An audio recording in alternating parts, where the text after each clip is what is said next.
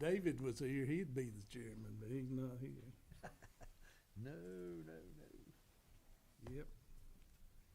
'Cause I already accepted vice chairman, so you have to Man, do you it. got the experience. No, I don't. You know you know the plan. No. Alan, if you wanna be, you can call us to order and say without objection, you'll be the temporary chair until we get down to that item, and then y'all can decide who is chair and vice chair after that. Woo-wee. Congratulations, Alan. No, no, Yeah, you got a promotion, didn't know it, did you? I'm not qualified. That's what you get for being the last one here. Is Chris coming? He rotated off. So It you is right. rotated off. So is somebody. You, David, Karma, Bill, Tom. So, I think Karma ought to be it. And we're gonna take somebody to the, we have a name to take to the, commissioners. Cause we hadn't taken him yet, right? Okay, that's what I thought, but I wasn't sure. David's not gonna be here, Karma's not gonna be here. David's on the phone. so- Okay, okay. And Tom's not gonna And be. we're ready when you are, Alan. Oh, no, no, no, no. All you gotta do is call it to order. So, you good. And if, yeah, I mean, if you wanna delay the permanent placement until everybody's here, then we can do that at next month's meeting. You just temporary. That's- we'll find somebody to do it.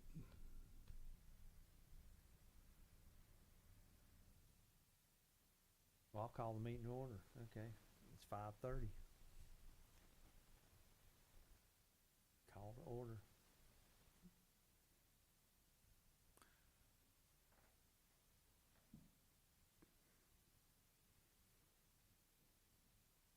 Oh.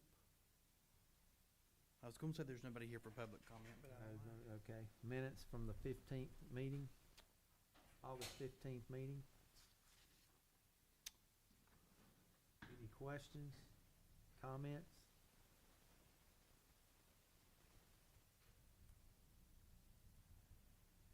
Move they be approved. All right, I'll second.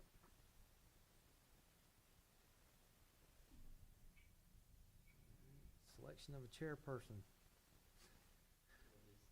If you'll vote on the minutes, we'll just. No, do are it. we voting?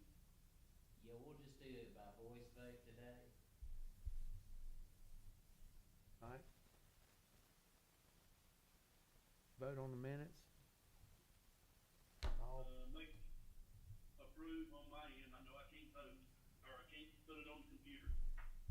We're doing it by voice today. Voice Since there's today, just three of Dave. you. So I approve, I vote yes. all right, all right. Selection of the chairperson.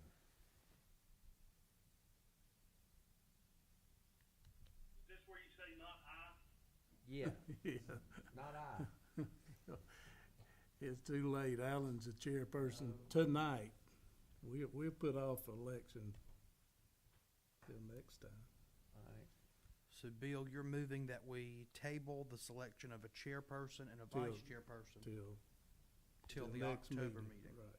so we can get enough people to vote. Okay, I'll vote for that. okay, Make a motion, motion to accept Bill's proposal. okay. And then a second by David. All right, then the vote on that? Vote aye. Aye. Gonna vote? Me and Bill vote on that? David? Aye. All right. All right, Mr. Chairman, I will present at this point, if you don't mind. We've got a zoning map amendment for 436 East College Avenue. That's just a rezoning, a standard rezoning. And it says on here, the property was annexed at the September meeting of the Boiling Springs Town Council. We do have a potential developer interested in the property, but they want a higher density than what's allowed in R20. We typically use R20 in the ETJ. And now, especially since this is in the town limits, we would want to change it anyway. So instead of going from R15, we're proposing we go to R10C, which is a conditional zoning district. Can y'all hear me? Okay. That's different than what we would normally do, and I'll explain that to you in a second. But it just says it's a higher density than that's allowed in R20. Any specific details will be relayed to the planning board in a subdivision application. So all we're doing today is just approving the zoning. If he ever does want to come forward with housing or a housing plan, that'll come to you in a subdivision application. So that'll be a separate meeting. I have attached for you there, you've got the zoning map amendment petition, and you have a couple of maps that show this parcel off Lyman Street, and it shows how it's divided up. So right now it is 5 separate parcels. All of those parcels are currently located in the town limits. Some of them are zoned R15, some are zoned R20. And so we'll be changing potentially all of those to R10C. Yes. Are there any questions on that part? Okay. So the reason that we're doing R10C, a conditional zoning district is allowed by the general statutes if you all decide to do that, so that we can make flexible different rules in this area. And so what you've got here on page 11 outlines the terms of the conditional zoning district. So it's titled 346 East College Avenue Conditional Zoning District. And it's for parcels 629, 631, 632, 634, and 58893. And then it lists the tax pin on there, and it says, so for the conditional district, the developer, me, and the planning board can specify, and eventually council, can specify rules for development in that area. That's what makes it different than a regular R10. And so in R10, normally they can do high-density multifamily units. They could do an apartment complex, anything like that. And the developer and I have discussed that, and we're wanting to limit what he can do in that area. So we're not going to put in apartments or anything like that that's multifamily.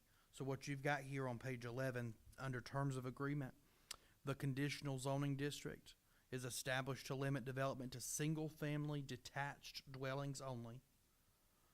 Any development of the area will be required to tap into the existing town-owned sewer and water, shall have curb, gutter, and sidewalks as outlined in Article 9.4 of town ordinances. If it adds streets, it'll be in compliance with town ordinance Article 9.4. When completed, the town expects all streets will be publicly dedicated. The developer has agreed to place a connector path from the developed property to the Ruby C. Hunt YMCA, subject to easements and all other instruments as necessary. The developer will provide an easement to the town of Boiling Springs for greenway connectivity. The developer will provide a dedicated community amenity gathering space. And then the setbacks are as follows: 10, 5, 10, and 10. And so that's why it's called 10C. Okay. Is because it has different rules than a regular 10 would. And so that's something that we had mutually agreed upon, because we do not want to see high-density multifamily apartment complexes coming in over there off Lyman Street. That would not fit in with what's already in that area. That would be in our opinion, a misuse of that land. And it would not conform with our land use plan. Is there any questions about that district? Got any idea how many houses they're planning? I do not. And see, like at this point, we've not seen, there's no site plan or anything like that. When they do have all that information, it'll come back to you in a subdivision. Okay. Yes. So then they'll give us the regular site plan. We're not approving any of that today. Right. Okay.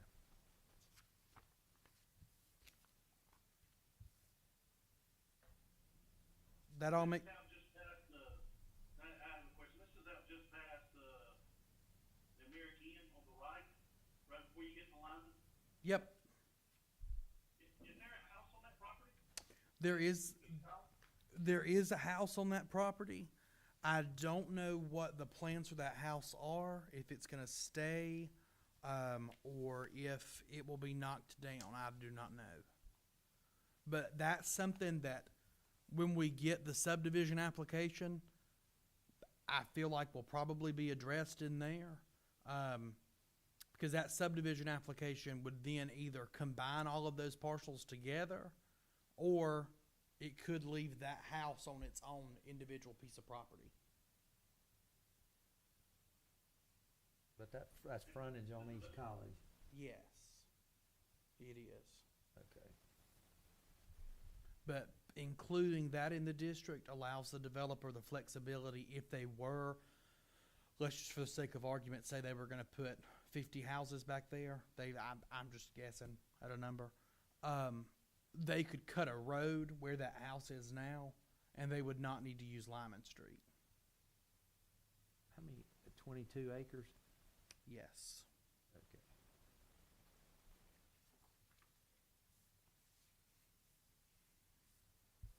Did I hear you say that the condition is single-family dwelling only? Yep. Single family detached. Yeah.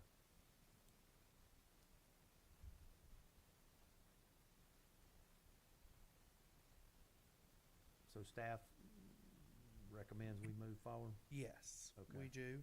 And then we have back at the very top on page 5, we've got staff recommendations and requested action.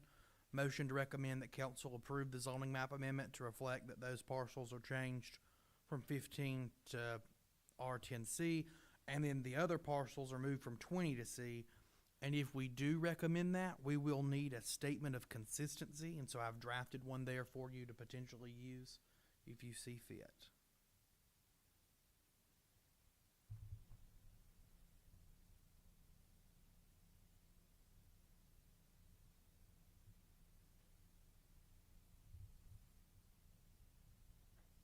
Can you see that, David? Do you have access to that? No, I'm just kinda listening, I'm on the road. He's driving. Okay. I don't have any questions, I mean, I don't see any reason why we shouldn't do it if staff, I mean, it sounds like it's a growth opportunity for the town to get additional housing, which is something we do need. Right.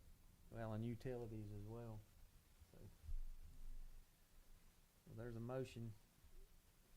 So, do I hear a motion? Yeah, I'll make the motion, we accept it as written. All right, I'll second. second. Motion carried. And vote? Everybody approve? Everybody approve. All right. I will need, just as a matter of housekeeping, since Mr. McWhorter is the interim chairman, I will have to draft a letter from you all and then get Alan to sign on to that. And I will just put that statement in the letter, Okay. because Sounds the good. state requires that you all send a letter to council. Okay, So I'll have that, and then I will just send it to you so you can sign it, and then all right. I'll put it in I their can drop agenda. by packet. here and Yeah. sign it for you. We can do that. All right. And with that, staff does not have anything further, Mr. Chairman. Anything else from the group? Make a motion, we adjourn. Second. All right, meeting adjourned, 5:42. Thanks, guys. Thanks, David. Thank you, Dave. Thank you, staff. Thank you. Good deal.